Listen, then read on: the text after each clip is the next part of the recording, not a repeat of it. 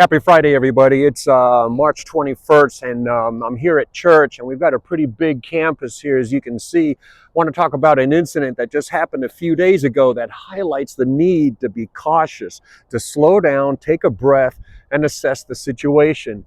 A couple days ago, just as the sun was rising, it was still twilight, our grounds crew arrived on site, and what they normally do is take a drive around the perimeter. I usually arrive about an hour later when the sun's a little bit further up, about 7 in the morning, 8 in the morning. And our guy came up and told me that while he was driving around, as he's coming down the road into this parking lot right here, the parking lot dead ends right over here. There's a drop off.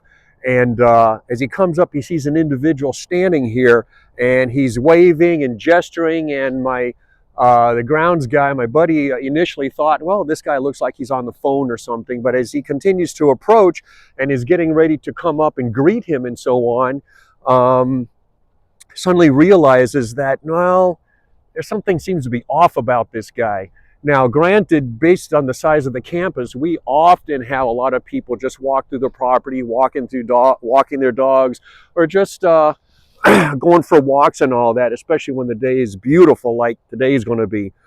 So my guy says that as he's approaching, he's realizing and sensing that there's something off, and he decides not to make contact.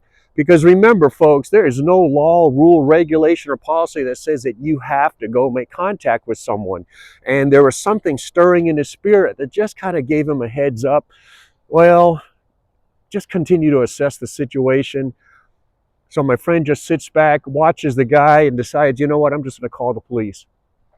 Police arrive, make contact with the gentleman, and it turns out that not only was there a mental illness component involved, but the man had warrants.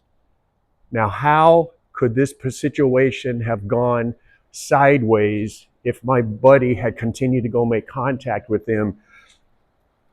This is why, folks, it's so important that you slow down, take a deep breath, assess the situation, and consider your options. And just remember, there's no law, rule, regulation, or policy that says that you will, you must, you shall make contact with someone. And every time you see someone on your property, it doesn't mean there's something nefarious going on. They could be going for a walk and all that.